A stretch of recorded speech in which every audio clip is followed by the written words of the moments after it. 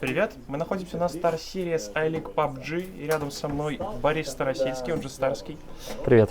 Комментатор студии StarLadder, создатель вечерних починок. Борис, привет. Привет. Да, это я. StarLadder постепенно у нас уже подходит к концу.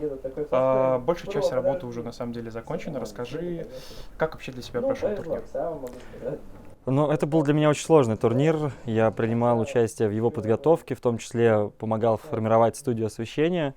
И, конечно, и сама подготовка, и первые дни турнира были очень тяжелыми.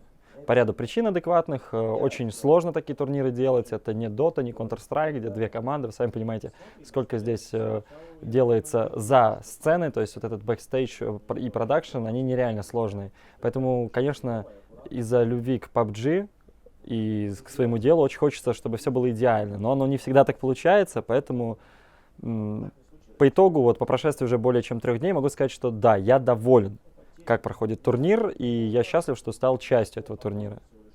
Как тебе в целом работа студии аналитики и комментирования на этом турнире? Ну, разумеется, для большинства ребят, а именно для всех, кто приглашен именно из сообщества PUBG, это Альф, это Диес, это Ламыч, это Батулин, для них это первый опыт.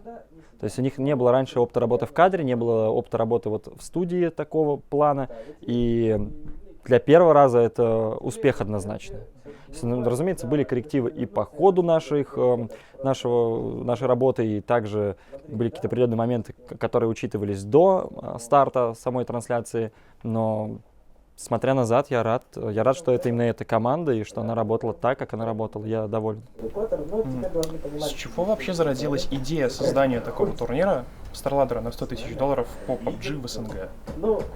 Ну, насколько я понимаю, один из таких основателей этой идеи это был Степан Шульга, который уже не работает в StarLadder, но очень долго был его частью и делал очень много важных и полезных вещей для сообщества, для Counter-Strike, там, в частности. И это был первый человек, к которому я обратился с вопросами по PUBG. В, наверное, июне или июле 2017 года я обратился к Степе и говорю: Степ, слушай, такая крутая игра, но в нее нельзя поиграть отдельно. То есть это возможность создавать кастом-серверы, у меня ее тогда еще не было, когда я не был партнером PUBG, и хотелось поиграть. То есть я знал уже ряд игроков, там ряд команд, которые хотели потренироваться вместе, хотели вместе там что-то заниматься какой-то своей этой историей, тренироваться, становиться профессионалами, потому что все понимали, что с таким успехом вопрос киберспортивного PUBG это вопрос времени. Да, и тогда я обратился к Степе с вопросом, можно ли взять у него эту кастомку. У нас получилась там серия, тогда мы создали серию турнира вечерней починки, которая долгое время была на StarLadder. Ну а потом как-то с большей загрузкой ребята StarLadder, там с какими-то сменами векторов и интересов, вечерними починками стал заниматься уже только я. И это стал, наверное, один из самых серьезнейших тренировочных лагерей для СНГ команд и коллективов. А в целом, как много изменилось с того момента, когда вы только начали продумывать эту идею, и вот до сегодняшнего дня? Да, изначально никто не думал о турнире в $100 000, разумеется. Да? То есть были идеи какие-то создавать там лиги, там, делать это все в офлайне, точнее в онлайне, по примеру Counter-Strike и Dota.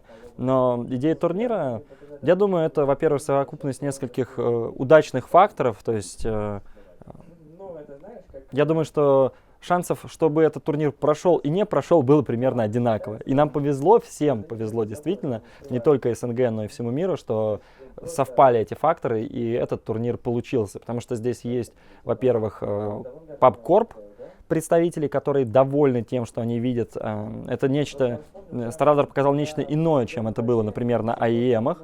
И это очень круто. И я надеюсь, что вектор развития будет новый и будет свежий. Я надеюсь, что у PUBG сейчас пойдет некая иная история, будет связана в первую очередь именно с турнирами. С крупными, большими турнирами, как вот этот. Хотя есть еще куда расти и StarLadder в вопросе этого освещения. Мы прекрасно понимаем, что там есть еще куча технических сложностей, связанных с обсервингом игры в том числе. Но именно вот это, знаешь, видение, куда можно вырасти и чем это можно сделать, заставляет всех нас этим заниматься. Это, я понимаю, насколько невероятно может стать PUBG через 2-3 года. Это будет самый эпичный киберспорт. Ни Dota, ни Counter-Strike не будут стоять и рядом по тому, что может происходить и как это можно показать. То есть в вопросе продакшена, разумеется, турнир является местом, которое привлекает новых игроков, в том числе, там, оно как-то взбодораживает аудиторию, заставляет внимательно там, следить за сценой и в том числе играть в эту игру. Мы понимаем, да, что турнир — это тоже один из инструментов поддержания экосистемы игры. Увеличение аудитории в том числе. Да, PUBG здесь имеет просто невероятные возможности. Ни у одной игры такого нет. Раз уж ты упомянул продакшн, то стоит, конечно, упомянуть, что на турнире очень красивая сцена. Может быть, ты знаешь какие-то моменты и сможешь нам рассказать, как ее строили? Нет, по застройке я ничего не смогу подсказать. Строили за одну ночь, по сути, ведь здесь, в этих стенах, проходил мажор по Counter-Strike. То есть перестроить студию с нуля и воздвигнуть вот эти вот 2 этажа, это безумная работа, которая была проведена студией StarLadder и специалистами этой студии. Эту работу никогда не оценит обычный зритель, потому что даже на 10% вы никогда не поймете масштаб. Это безумие можно увидеть только вот с бэкстейджа, и невероятно приятно, что есть специалисты, которые болеют этим, потому что просто за деньги ты такое не сделаешь, ты не совершишь этого подвига, как возведение новой сцены буквально за сутки. Это невероятно круто. Учитывая, что большинство зрителей запомнили Киев Киберспорт-арену как площадку с 4 местами для команд, а некоторые вообще с 2, когда они стояли в конце зала, а справа был бар, и это было совершенно иное помещение. Да, то есть перестроили все, перевернули, по сути, арену с ног на голову, и есть, разумеется, ряд причин, которые все, надеюсь, понимают, почему первый турнир такого рода StarLadder проводит в своих стенах. Но я надеюсь, что дальше опыт StarLadder будет масштабироваться, в том числе и самим StarLadder, и я надеюсь, что и мировые производители контента и подобных турниров тоже поймут, как это можно делать красиво, и сюда не хватает только лишь зрителей. Если бы это была арена, я думаю, что там на 3 хотя бы тысячи человек здесь бы творилось форменное безумие в самом прекрасном смысле этого слова. И это был бы абсолютно иной турнир. Не хватает немножко зала и эмоций. Ну, эмоций, конечно, у нас довольно много и в других местах Киевской Киберспорт-арены, особенно когда люди сидят в Twitch-лаунже, болеют за свои команды и так далее. К слову, про команды, про их выступления. Насколько изменились твои предположения по результатам, которые будут показывать все участники турнира? Те предположения, которые у тебя, возможно, были до начала и которые идут уже после 3-го дня. Слушай, тут нужно делить по регионам. То есть, разумеется, есть регионы, от которых я что-то ждал и что-то не ждал. То есть есть ряд китайских команд и, в принципе, азиатской сцены, которая играется от 3-го лица в большинстве. У них турниры, лиги, все от 3-го лица. Первое лицо для них это не стандарт. То есть если у нас и паблик, и турниры, процентов там 80, наверное, игроков это ФПП, там обратная ситуация. От этих команд я не ждал ничего. Поэтому, когда кто-то стреляет, когда ты смотришь на результаты команд, которые, казалось бы, вообще не должны попадать в топ-10, а они там, например, там колеблются в районе топ-8, там топ-7, то понимаешь, что есть еще крутые игроки, которые способны вот так переключаться. Это немножко разные игры, это разный PUBG. Поэтому, честно сказать, я был уверен, что там топ-16, топ-10 это азиатские команды, там это австралийцы, которые ничего не покажут. И, топ, в смысле 10-16, да, то есть самый низ, дно турнирной таблицы. И когда кто-то вырывается оттуда, это приятно. Не удивила меня Европа. Я знал, что Европа выйдет фаворитами на этом турнире. Я прекрасно понимал, что европейские команды душат, они невероятно опытны, они сильны, поэтому, конечно, наверное, здесь без какого-то нонсенса. Я надеялся, что наши чуть раньше дадут бой, от Вега, Авангар. Для меня это команды примерно равные по силе, и для меня Авангар команда уровнем чуть-чуть выше только за счет неимоверного опыта Жана и Кина. То есть говорить нужно о том, что 2 игрока есть, во-первых, старше по возрасту, а во-вторых, опытнее. У Жана с атлетом история турниров, история ланов насчитывает не один десяток. Да? Это перелеты в другие города и страны. Там, Жан точно играл в Америке турниры. Это тот опыт, которого явно не хватает в Веге. То есть мне было безумно больно. Я знаю этих ребят тесно, очень мы общаемся хорошо. Я знаю их игру, я комментировал там их на вечерних починках, я комментировал их на ГЛЛ, ПГЛ. Вот везде я их видел. И это была та Вега, у которой свои фанаты. Вега, которая навязывает свою игру. Вега, которая является 4 крутыми специалистами. А вот первые 2 дня турнира здесь я не видел мою Вегу. Я не понимал, что такое с ребятами, которые на праках, вот Максизор. На праках есть отличный клип в интернете, он за 2,5 секунды выносит 4 игроков фейс. Вот это тот Максизор, к которому я привык. Когда Максизор здесь умирает где-то на перетяжке первым, исполняя роль разведчика, что в принципе не вяжется в логике в моей, снайпер, лучший стрелок-разведчик, это как-то не так должно работать. Я понимаю, что это не моя Вега. Но я рад, что ребята нашли свою игру. Сейчас посмотрим, что покажет еще день 4, но в моем прогнозе парни должны были заходить в топ-5-6. Я искренне, душой в это хотелось верить, но мозгом я понимал, что, наверное, топ-3 для них это будет слишком тяжело, поскольку здесь банально не хватит опыта, но топ-5, топ-6 это их место. Они одна из сильнейших команд мира, и я здесь не приукрашиваю, так оно и есть. Ну а Авангард, разумеется, после своего в Катовице фурора, они обязаны были подтверждать свои результаты топом 3. Я понимаю, что Свят заболел, я понимаю, что тяжело играть такие серьезные дистанции, что вы только выложились на одном турнире, вы там показали, наверное, все-таки пик своей формы, и второй раз вот делать так же много, так же красиво сложно. Да, и яркий пример Team Liquid. Они выигрывают первый день 3 карты, второй день еще одну, а потом просто не идет, тяжело. То есть как кто-то думает, что PUBG рандомный, что PUBG это не киберспорт, что это все там воля какого-то условного PlayerUnknown. Но на самом-то деле мистер Грин ничего не решает, решает именно скиллы, решают профессионализм, которого в этой игре нужно еще больше именно из-за этого рандома. Важность капитанов, вот что 54, там, что Жан, ценность этих капитанов, она невероятная. То есть без этих людей ты просто не сможешь набрать ряд стрелков, которые хорошо отыграют. Да, в Counter-Strike ты стоишь, смотришь в прицел, первый выстрелил, победил. Здесь так не работает. Здесь тебе не дадут стоять и смотреть в прицел. А если ты стоишь и смотришь в прицел, ты получаешь в ухо из коряка и ложишься. Все. Это немножко другая игра, и она требует большей ответственности, внимательности и невероятной работы капитана. То есть я, наверное, поэтому так полюбил PUBG. Вот с итогом первых 3 дней, как ты считаешь, действительно ли правильно был подобран состав участников турнира, так как все получили инвайты? Ну, во-первых, я рад, что StarLadder дал возможность всем частям света представить свои составы. Это очень важно.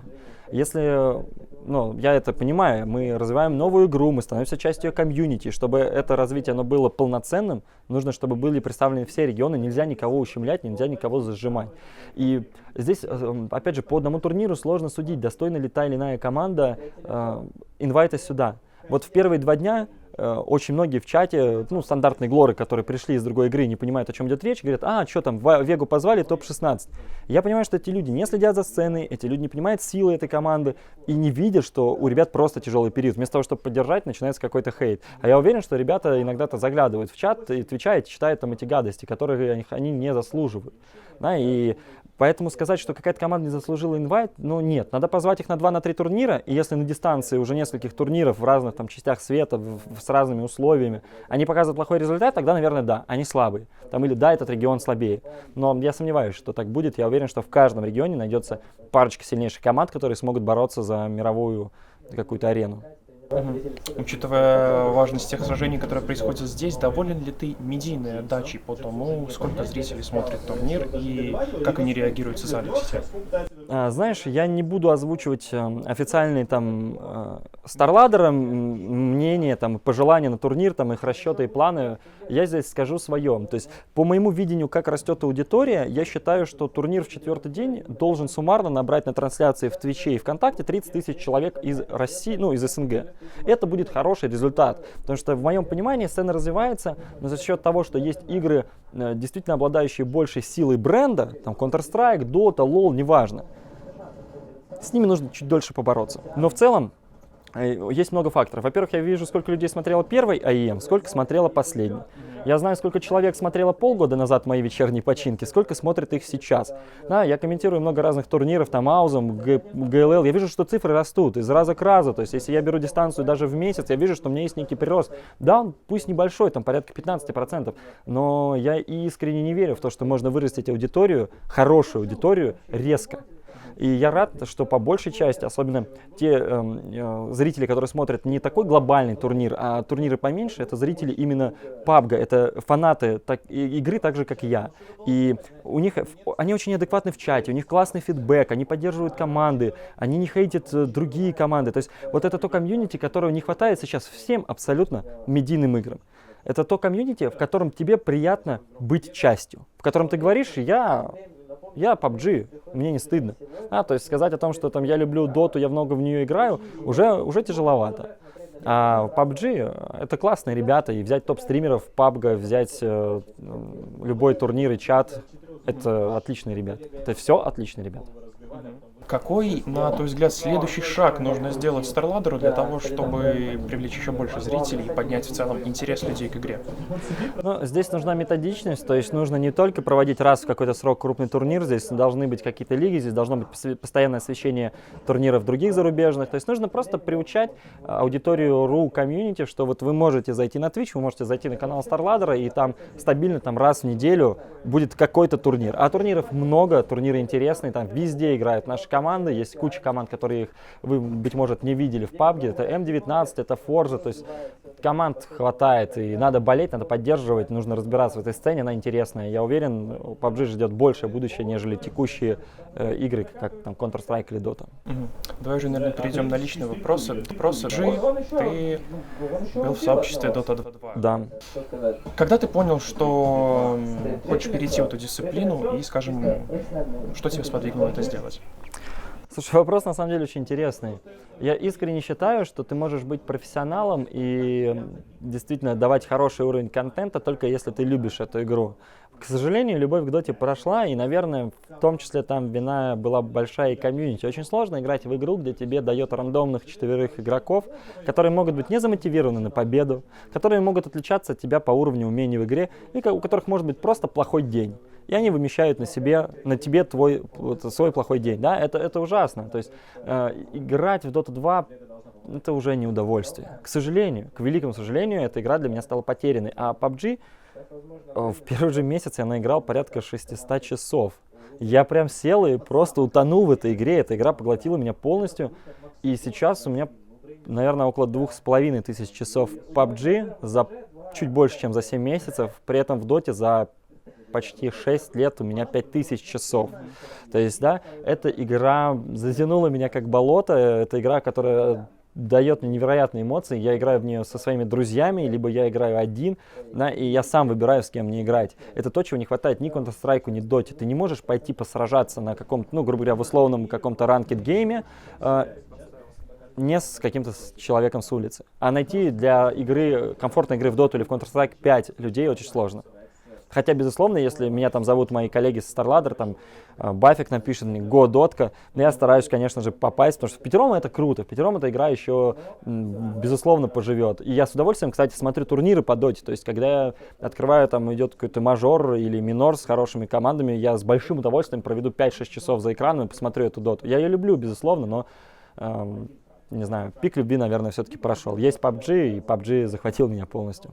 Следишь ли ты за начинающими комментаторами в СНГ? Понимаешь, я бы с удовольствием за ними следил, если бы они были. К сожалению, проблема пока освещения PUBG в том, что если у тебя нет кастомки, у тебя нет возможности сесть на обсерверский слот. То есть ты либо должен сотрудничать с кем-то из производителей турниров, организаторов, либо у тебя на самом деле нет опции. Ты не можешь, как в Dota или в CS, включить Go TV или там Dota 2 TV и покомментить. И это сложность, это повышает очень сильно порог входа в комментирование PUBG. Поэтому есть люди, которые тренируются там дома, грубо говоря, на чужих водах и так далее, поверху записывая свой голос. Но, конечно, это сложновато. Опять же, хочется, чтобы комментатор сам, в том числе, поработал с спектатором, поуправлял, чтобы понять, что нужно и как нужно доносить до зрителя. Это очень важно.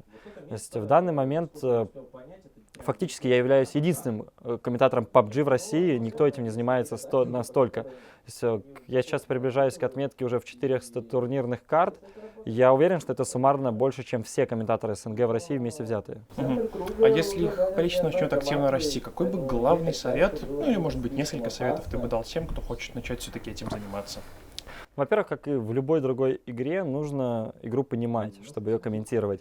Особенно если ты работаешь один, нужно уметь дать какую-то аналитику, спрогнозировать какие-либо события. Это всегда приятно зрителю, когда ты говоришь, там, здесь может произойти либо так, и как раз один из двух шаблонов срабатывает. То есть, во-первых, и самому зрителю приятно, что он попал на трансляцию, где ему могут что-то объяснить больше, чем он понимает.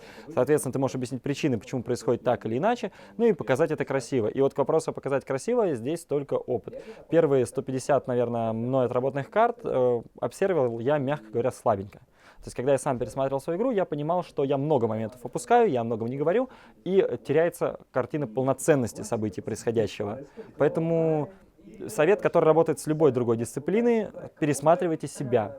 смотрите, нравится ли вам то, что вы делаете, не теряете ли вы общую суть происходящего. Особенно важно понимать и всегда держать в голове, если это турнир, какое место занимает какая команда, потому что ты можешь показывать драку между командами, которые занимают топ-15, топ-16, в это время умирает команда топ-1, топ-2 сражающаяся. И даже если ты вдруг не успел это показать, ты должен отметить это по киллфиду. Иначе, когда ты в каких-то финальных кругах покажешь все происходящее на карте, зритель спросит: стоп, а где вот эти? Они же занимали там первое место, куда делась эта команда, она исчезла. Это очень плохо, и это очень сильно портит впечатление от просмотра. Показывать PUBG сложно, тем более сложно делать это одному. Но мы работаем с тем, что есть, и здесь только опытом.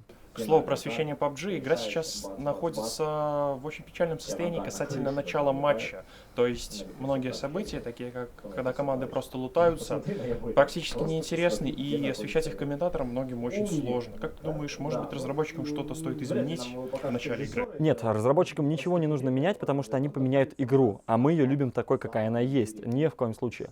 Я считаю, что нужно изменить подход к комментированию игры. Я считаю, что подход студий, в том числе и StarLadder, к освещению PUBG не совсем корректный. Нельзя делить эту игру на предматчевую аналитику, грубо говоря, и на включение на комментаторов. Это должно быть немножко иначе. Я не буду раскрывать всех своих карт. Я надеюсь, что в ближайшее время на одном из турниров я смогу это просто реализовать, и вы посмотрите немножечко иной вид освещения PUBG. То есть я просто выйду за формат вот этой коробки, с которым сейчас, к сожалению, мы все работаем. Тем не менее, для начала в любом случае этот и многие другие турниры комментятся и раскладываются аналитиками очень круто. И для такой молодой дисциплины я считаю, что все студии освещения, ну ладно, в большинстве остаем, показывают высокий уровень. Это приятно смотреть, слушать, это здорово. К слову про начало игры, на этом турнире очень многое, ну и как и на любом, в принципе, турнире, зависит от стартового круга. Как ты, наверное, знаешь, наверное, ты точно знаешь, у нас очень редко попадали круги в Сосновку, куда обычно приземляется команда Века Сквадрон и, если не ошибаюсь, китайский состав Гол. Как ты думаешь, насколько это правильно, может быть честно, учитывая, что Сосновка все-таки не такая уже маленькая часть всей карты? Ну, фактически, именно этим я и обуславливаю такой тяжелый старт для Веги. Я уверен, что парни были обескуражены. Когда ты 3 сыграл игры, нет Сосновки, ты думаешь: окей, наверное, 4-я. 4-я нет, 5-й. В итоге мы еще, зрители этого не видят, есть еще разминочные раунды, там до шоу-матча ребята там просто играют, расстреливаются, там тоже не было Сосновок. То есть когда ты отыграл уже 20 матчей, а Сосновки все еще нет, а для тебя это мейн-спот, ты знаешь, как его разыгрывать, ты его выигрываешь, а его нет. Это выбивает из колеи, поскольку есть турниры, где бывает обратная ситуация. Из 5 карт, сыгранных за вечер, 4 Сосновки может выпасть. И, разумеется, если бы так было и здесь, на турнире для Веги, уверен, парни бы сейчас сидели там в своем топ-1, там расслаблялись, там что происходит вокруг. Было бы круто, но, к сожалению, мы работаем с тем, что есть. Есть в игре рандом, он отличается от псевдорандома в доте. Если вдруг кто-то не понимает, что такое псевдорандом, это, например, есть там шанс забашить персонажа с вероятностью 10%. 17. Нет, это другая история. 10%. То есть из 10 ударов по рандому один должен быть 100%. Но получается так, что в доте каждый следующий удар просто повышает вероятность. То есть первый удар 10%, второй условный там 20, 30 и так далее, пока он точно не прокнут. То есть на 10-м ударе вероятность того, что это будет баш, 100%. Хотя это не отменяет того, что ты можешь и 2 раза подряд забашить. Такие тоже есть возможности. Вот с Сосновкой то же самое. То есть я надеюсь, что сегодня Сосновка выпадет хотя бы еще 2 раза, тогда в моей голове была бы некая, знаешь, некий возврат вот этих потраченных нерв для Веги. Дали бы возможность, да, им бы дали их шансы. Потому что играть мейн-спот, Сосновку и Новорепку, при этом не получать туда кругов, это тяжело. Потому что ни в одном другом турнире до этого момента такого не было. Сейчас в нашем регионе не насчитаешь и хотя бы 10 команд, которые регулярно выступают в таких лигах, как Аузон, ГЛЛ, PUBG Online. Как ты думаешь, всего ли вообще хватает нашему региону для развития и создания молодых команд? Да, нам не хватает одного инвайтов на эти лиги. То есть банальная ситуация, когда в 22:00 там один из организаторов турнира открывает регистрацию, и у нас 3 команды зарегистрировались туда, а 15 нет. У нас нет прямых инвайтов. Я не понимаю, почему там Вега, Авангар, М19, там, не знаю, Грубые. Почему эти команды, которые себя зарекомендовали везде, не могут получить прямых приглашений? Почему Авангар умудряются там на ЕМы квалифицироваться со 2-го раза? Но это за гранью понимания. То То есть у вас есть команда, которая уже один раз прошла этот путь, пригласите их, дайте им шанс. Нет, парни снова лезут через мясорубку и потом еще выигрывают турнир. Быть может, покажи себя хорошо Авангард в Катовице. Вот сейчас и Вега, и Авангард наконец-таки, на мой взгляд, проявляют силу СНГ команд. Мы должны занимать, обе команды должны сидеть в топ-6. Это мое реальное понимание дел. Они способны, это их возможность, это их умение. И тогда, я надеюсь, другие организаторы поймут, что окей, наверное, в СНГ, а так и есть, в СНГ есть 12 составов, плюс-минус 2, потому что там ребята могут решафлиться, которые способны играть на высоком уровне. Из них как минимум 4-5, но инвайт это достойно. Особенно если мы говорим там о тех же крупных турнирах, где несколько лиг, где суммарно играет больше 40 команд. Неужели нельзя дать 4 инвайта СНГ? Да можно, конечно можно. Просто пока, может быть, ввиду там сложных коммуникаций, может быть, ввиду того, что наш регион несерьезно воспринимает. У нас, к сожалению, в регионе есть еще и бич, это читеры. У нас очень много вопросов возникает в нашем регионе именно поэтому. Как только вы хорошо играете, первое подозрение, а не читеры ли вы. И сложно поверить, что наши команды так хорошо играют. Европейцы почему-то не верят, что у нас умеют играть в эту игру, а у нас умеют. Поэтому приезжают в Катовице парни из АВГ и просто разносят. И я надеюсь, что вот эти все факторы, хорошие выступления на лане, постоянные успехи в онлайне наконец-таки придут к тому, что мы будем получать инвайт. Это все, что нужно нашему региону, потому что команды, которые играют там те же самые вечерние починки, их всегда хватает. У меня стоит очередь из команд, которые мне приходят, говорят: Борь, мы хотим попасть тебе на починки, мы вот выигрывали вот этот турнир, вот этот турнир, вот этот турнир, позови нас, пожалуйста, мы знаем, что это лучшая тренировка в СНГ, мы хотим себя показать. И я стараюсь давать шанс ребятам. Очень многие, показав себя на вечерних починках единожды, остаются там, играют там потом неделями, годами, условно.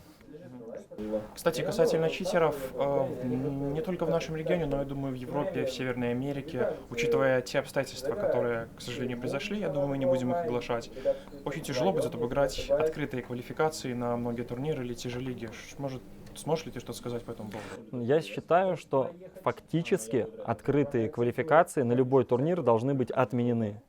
Есть определенные факты, которые говорят о том, что не всегда PubCorp способна справиться с наплывом читеров. И это не проблема PubCorp ни в коем случае. Это проблема честности людей. Потому что, грубо говоря, бабушка с пенсией по улице ночью ходит всегда. Твой выбор — отнять у нее пенсию или нет. То же самое с читами. Читы есть на любую игру. Вопрос в том, что ты спортсмен, ты понимаешь составляющую вот этого fair play, честной игры, и не пользуешься читами или пользуешься. Это только выбор человека, это только его моральное право делать этот выбор. И, к сожалению, людей, которые опускаются низко и используют читы, их много. И не только в СНГ. Поэтому я считаю, что открытые квалификации в ближайшие полгода, наверное, это не выход.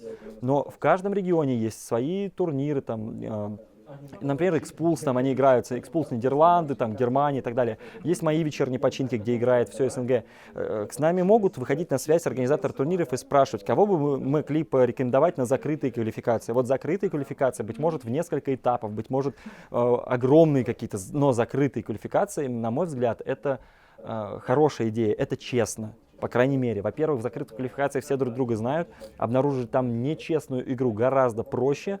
И, разумеется, грубо говоря, из там 10 команд 7 только что, точнее 7 старые, 3 пригласили. Тебе нет смысла так много внимания уделять и 7 старым командам, потому что ты больше сфокусируешься на том, как играют 3 новые, и проанализируешь, честно ли они играют. Старые команды все следят друг за другом. Грубо говоря, там фейзы всегда посматривают, как играли ликвиды, там ликвиды всегда осматривают, как играли виталити. Им это нужно ради того, чтобы понимать тактики соперника. И, разумеется, если по стилю игры, по манере там, передвижения, стрельбы и так далее, всегда можно заподозрить человека в чем-то нечестном. И все тайное рано или поздно становится явным. Это показывают в том числе и последние события. Я надеюсь, что проблема читерства в профессиональном PUBG в ближайшие полгода просто уйдет. Но новым командам придется невероятно сложно. Многие игроки, которые ко мне обращаются с хорошим результатом и говорят, вот мы хотим сыграть на починках, но при этом я знаю, что в том, как они стреляют или в том, как они в принципе действуют, их действия вызывают сомнения в честности игры у определенного ряда, там, допустим, капитанов команд, чей скилл у меня лично сомнений не вызывает. То есть команды, которые себя на ланах, например, проявили, команды, которые там, на моих глазах играли, команды, которые играли со мной и так далее, я вот стараюсь основываться на их мнении. То есть есть некий уже, грубо говоря, закрытый такой клуб, по сути, да, команд PUBG, на мнении которых я основываюсь. Если мне говорят, Боря, вот нам кажется, что вот эти играют нечестно, Я не позову их на починки. Я буду к ним присматриваться на других турнирах, потому что считаю, что, наверное, мои починки сейчас один из самых честных турниров в плане именно вот соревновательного момента. И никто не хочет там выигрывать нечестно. Все понимают, что это тренировка. И здесь, здесь нет мотивации выигрывать нечестно. Ты здесь тренируешься, чтобы там дальше где-то за что-то, за какие-то там условные деньги уже соревноваться. Поэтому пока дела обстоят так. Новым коллективам будет очень сложно. Я искренне верю, что в ближайшие полгода кому-то из Open там какой-то серии взлететь будет невероятно сложно. А как ты думаешь, не создаст ли это каких-нибудь дополнительных проблем, например, когда существуют наверняка команды, о которых не знаешь ты, не знает наша комьюнити, которая довольно большое уже, которая с каждым днем растет, Да. все друг с другом общаются, это, конечно, замечательно. Предположим, есть команда, которая не общается, но очень хорошо играет, и она все никак не сможет попасть в закрытый этап. Это может быть, но тут, понимаешь, мы идем по пути меньшего из зол. К сожалению, если эти люди не показывали себя на ланах, если никто не знает, кто они, откуда, меня в такие моменты всегда смущает, это может быть там один из читеров, который просто себе сделал новый никнейм. И, к сожалению, да, такие команды будут попадать под этот абсолютно безумный каток, и их никуда не будут звать. И я понимаю, что это будет, но это меньше из зол. К сожалению, нет возможности, я считаю, адекватной возможности делать open квалы сейчас для всех команд. Это не выявит сильнейшего игрока. Просто не выявит. Ну, давай, наверное, под конец такой уже наиболее простой вопрос, хотя простой, скажем так, это палка о двух концах. Самая безумная игра, которую ты комментировал? Именно в PUBG? Ой, на самом деле, пока этот турнир еще не закончился, однозначно это игра, в которой путевку на PGL в Бухарест получала команда Грубые, где парни из Vegas Squadron закрывали команду, которая, собственно, претендовала на первое место вместе с Грубыми. И происходило это там явно за топ-5, то есть они их выбивали заранее из турнира, там, где Фейзы занимали второе место.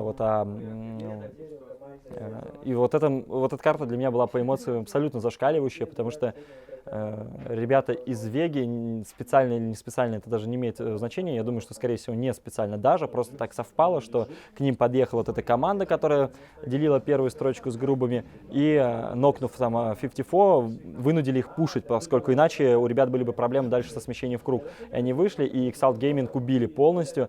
В этот момент мне просто срывало крышу. Я понимал, что, во-первых, это путевка для Грубых, во-вторых, это невероятное личное исполнение каждого игрока из Веги, потому что именно в тот момент матча пушить снизу вверх это сложнее. Они шли из диспозиции, они сыграли там на классе, они сыграли на невероятном личном скилле. Вот там была та Вега, которая сама бы вполне могла бы бороться за Бухарест. Ну, там по ряду причин. Ребята там, я знаю, что и новые тактики тестировали на этом турнире, там, и пытались там колить по-разному. В общем, не попали в Бухарест, но тем не менее показали супер игру. Ну и ребята из Грубых, которые просто месили на протяжении там 4 карт вообще все, что видели. Это было невероятно. Опять же, там игра фейзов.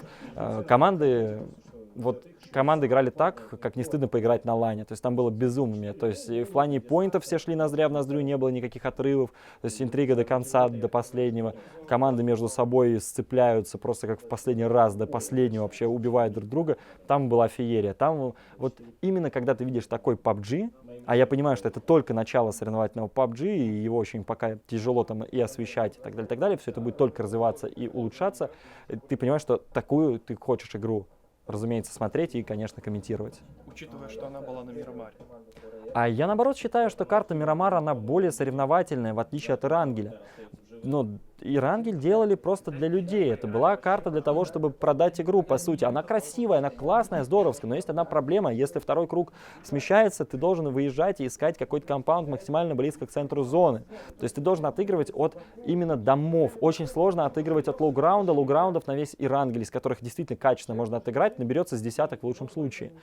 А Мирамара в этом плане мне нравится больше, потому что на Мирамаре и куча тропок, которых со временем дорисовали в игру в одном из патчей. На Мирамаре есть куча укрытий, там можешь бежать, казалось бы, по open space, ты находишь маленькую ямку, ложишься в нее, и тебя не видно с горы.